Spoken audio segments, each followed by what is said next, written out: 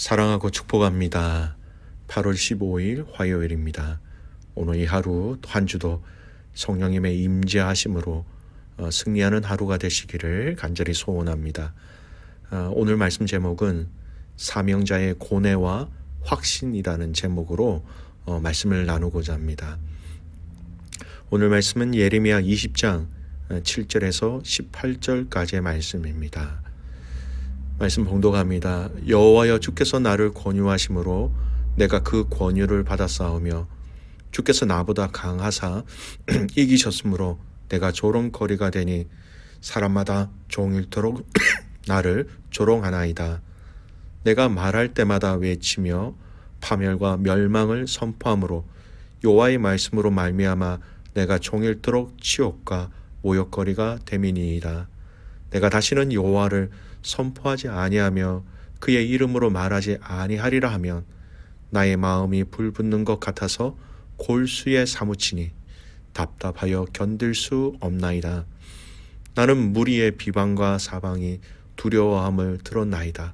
그들이 이르기를 고소하라, 우리도 고소하리라 하오며 내 지난 것도 다 내가 실족하기를 기다리며 그가 혹시 유혹을 받게 되면 우리가 그를 이기어 우리 원수를 갚자 하나이다. 그러하오나 여호와는 두려운 용사 같으시며 나와 함께 하심으로 나를 박해하는 자들이 넘어지고 이기지 못할 것이오며 그들은 지혜롭게 행하지 못함으로 큰 치욕을 당하오리니 그 치욕은 길이 잊지 못할 것이니이다. 의인을 시험하사 그 배부와 심장을 보시는 만군의 여호와여, 나의 사정을 주께 아뢰어 싸운즉 주께서 그들에게 보복하심을 나에게 보게 하옵소서. 여호와께 노래하라. 너희는 여호와를 찬양하라. 가난한 자의 생명을 행악자의 손에서 구원하셨음이니이다. 내 생일이 저주를 받았다면 나의 어머니가 나를 낳던 날이 복이 없었다면 나의 아버지에게 소식을 전하여 이기를 당신이 등남하였다 하여 아버지를 즐겁게 하던 자가 저주를 받았다면 그 사람은 여호와께서 무너뜨리시고 후회하지 아니하신 성은같이 되었다면 그가 아침에는 부르짖는 소리 낮에는 떠드는 소리를 듣게 하였다면 좋을 뻔하였나니 이는 그가 나를 태에서 죽이지 아니하셨으며 나의 어머니를 내 무덤이 되지 않게 하셨으며 그의 배가 부른 채로 항상 잊지 않게 하신 까닭이로다. 어찌하여 내가 태에서 나와서 고생과 슬픔을 보며 나의 날을 부끄러움으로 보내는고 하니라. 오늘 말씀 제목은 사명자의 고뇌와 확신이라는 제목으로 말씀을 나누고자 합니다. 오늘 본문은 예레미야가 하나님께 그의 아픔과 고난을 호소하는 내용으로 되어 있습니다. 같은 예레미야 20장 이 서두의 말씀, 어제 본문인데요. 그 말씀에 어떤 일들이 일어났습니까? 어제 본문을 보시면 이 예레미야의 선지자에게 어떤 일이 일어났는지를 보면 오늘의 이 본문의 예레미야의 이 호소가 어떤 의미인지 어떤 마음인지를 더 잘 이해할 수 있습니다. 어제 본문을 보십시오. 어제 본문 1, 2절을 말씀해 보면 이런 말씀이 있습니다. 임메라 아들 제사장 바수훌은 여호와의 성전의 총감독이라. 그가 예레미야의 이 일 예언함을 들은지라. 이에 바수훌이 선지자 예레미야를 때리고 여호와의 성전에 있는 베냐민 문 위층에 목에 씌우는 나무 고랑으로 채워두었더니, 여러분, 제사장 바수훌, 그의 직책은 성전의 총감독이었습니다. 성전을 감독하는 수장이라는 것이죠. 그가 하나님의 메시지를 바르게 전하고 있는 이 예레미야를 때리고 그를 성전에 감금시키는 조치를 하였다라는 겁니다. 그의 말에 도움을 주고 그의 말에 지지를 해야 할 제사장이 하나님의 깊은 진리의 말씀들을 알지 못하였기 때문에 이런 행함을 하였다라는 것이죠. 예레미야의 입장을 한번 여러분 생각해 보십시오. 얼마나 인격적으로 모멸감을 느꼈을까요? 요즘 말로 얘기하면 정말 현타가 올 정도로 수치와 모멸감을 느꼈을 것입니다.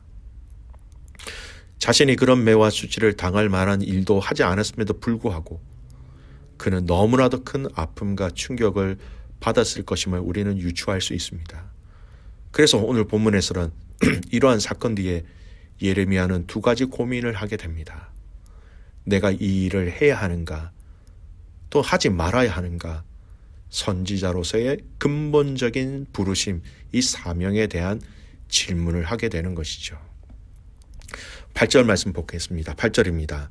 내가 말할 때마다 외치며 파멸과 멸망으로 선포함으로 여호와의 말씀으로 말미암아 내가 종일토록 치욕과 모욕거리가 됨이니이다.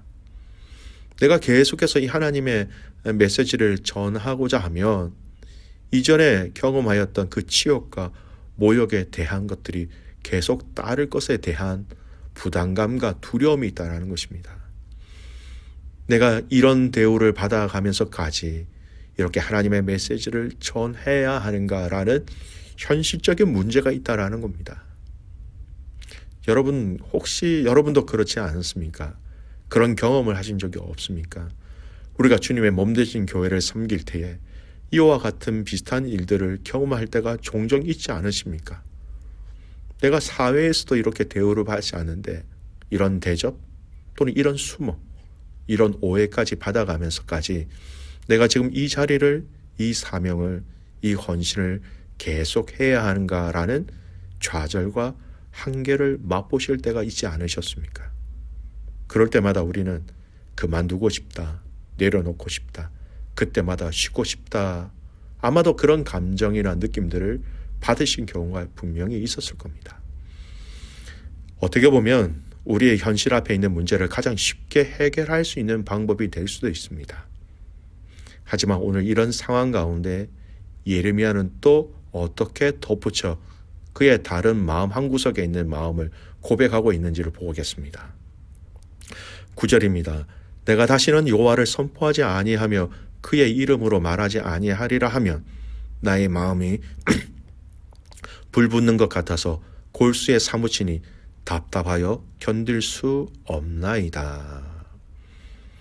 사람들이 나를 비방하고 때리고 조롱한다고 해서 이것을 하지 않으면, 포기하면, 하나님의 메시지를 전하지 않는다 하면 내 마음이 불붙는 것 같아서 골수에 사무치니 답답하여 견딜 수 없다, 이렇게 고백하고 있는 겁니다. 선지자로서의 메시지를 전하는 이 사명을 중단할 경우 그 하나님의 메시지가 전달되지 않는 그 안타까움, 마땅히 들어야 할 그 하나님의 메시지가 전달되지 않음으로 인하여 이스라엘 백성들이 돌아올 수 있는 그 기회조차도 얻게 된다는 이 안타까운 마음, 그의 마음을 평안하지 못하게 할 것이다, 그렇게 예레미야는 고백하고 있는 것입니다. 아마도 믿음의 가족 여러분, 이 예레미야가 지금 고민하고 갈등하고 있는 이 갈등은요, 신앙생활을 하나님 앞에서 그래도 정직하게 하려고 하는 분들이라면 항상 가지고 있는 고민 중에 하나라고 생각되어집니다. 여호와 하나님께서는 예레미야에게 선지자로서의 사명을 감당할 것을 명령하시면서 하나님 자신의 마음을 또한 예레미야에게 심어주셨습니다.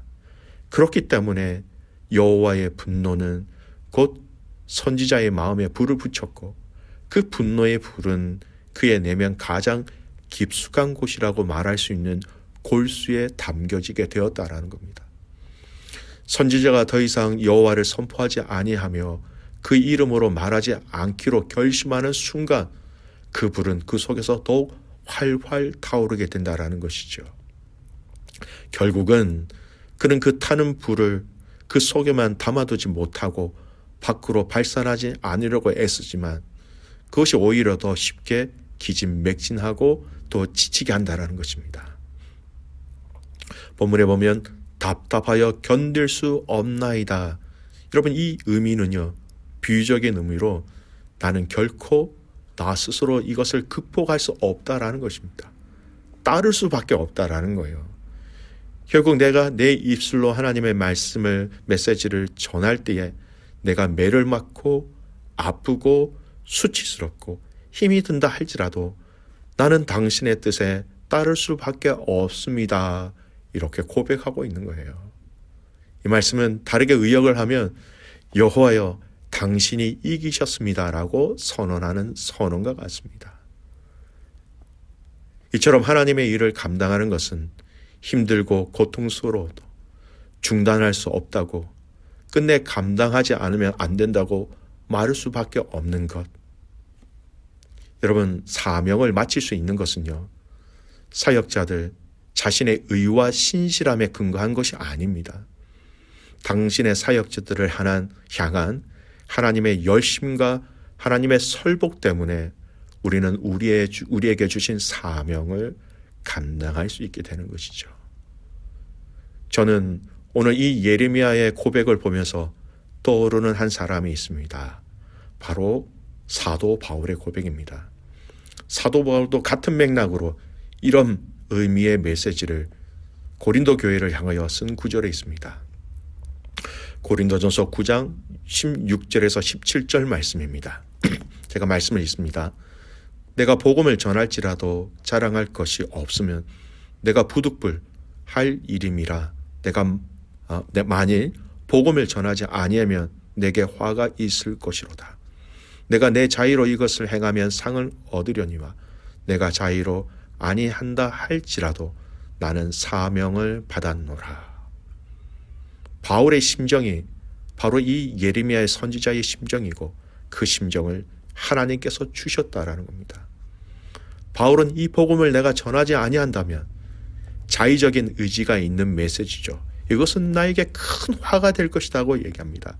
하지만 자의로 내가 하면 상을 얻을 수 있다라고 고백하면서 여러분, 이 일을 행하는 그 근본적인 이유가 상과 화가 문제가 아니라 바로 마지막 말씀, 나는 사명을 받았노라, 이것 때문입니다. 여러분, 하나님이 여러분에게 주신 사명이라는 것이 있습니다. 각자 그 사명의 내용과 성격은 다 다를 수 있습니다. 하지만 공통적인 것은 그리스도의 복음을 알고 그 복음을 알리고 그 복음을 전하는 이 공통 분모의 사명은 절대 부인할 수도 절대 다룰 수도 없다라는 겁니다. 나를 하나님의 자녀로 부르심에 대한 확신, 그리고 교회에서 여러 가지 섬김의 자리, 교사와 리더와 그 섬김의 자리로 우리를 부르신 그 부르심에 대한 확신, 사명자는 결국 하나님이 말씀하신 그 길로 가게 되어 있다라는 것을 기억하십시오. 이 부르심에 대한 사명과 확신과 그 길과 뜻을 깊이 발견하면서 가정에서, 교회에서, 직장에서 우리를 부르신 그 부르심에 대한 사명에 합당하게, 또 또 건강하게, 또 감사하게, 또 기쁘게 그 부르신 사명을 함께 감당할 수 있는 저와 여러분이 되시기를 간절히 소원합니다. 사랑하는 귀한 믿음의 가족 여러분, 우리를 부르신 사명이 있음을 기억하십시오. 아버지로서, 어머니로서, 자녀로서, 성도로서, 청지기로서, 때로는 나에게 직분자로서 그 부르심의 사명, 그 사명에 온전히 기쁨으로 반응하며 끝까지 완주할 수 있는 저와 여러분이 되시기를 주님의 이름으로 축복합니다. 아멘. 기도합니다. 살아계신 아버지 하나님, 오늘 예레미야가 심한 매맞음과 수치를 당한 다음에 자신의 사명에 대한 근본적인 고민을 하였음을 말씀을 통하여 알게 되었습니다. 계속 하나님의 메시지를 전하고자 할 때에 그에게 다가올 수 있는 때림과 부끄러움과 수치, 큰 고민이 되었지만 또한 이 사명을 감당하지 않았을 때에 그 안에 불타오르는 그 열정들, 결국은 그에게 하나님께서 사명을 주셨기 때문에 그런 그 사명을 지키는 쪽으로 그의 의지와 그의 선택을 하였다는 것을 하나님 말씀을 통하여 알게 해주셔서 참 감사를 드립니다. 하나님, 오늘 우리를 사명자로 부르셨습니다. 큰 거와 작은 사명이 없습니다. 하나님께서 우리에게 부르신 그 부르심의 길과 방법과 그 자리가 사명입니다. 크고 작음이 없음을 알고 있습니다.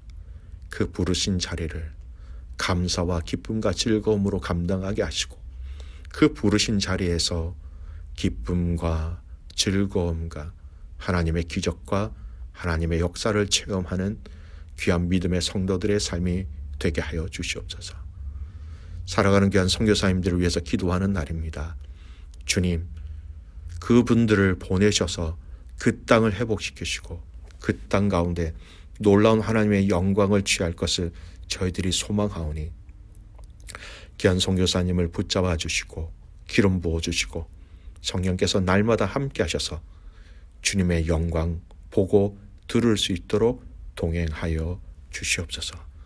한 주간의 믿음의 성도들이 하루하루 삶의 여정 속에 승리하게 하시고 감사하게 하시고 주님과 동행하는 복된 날들로 채워 주시옵소서.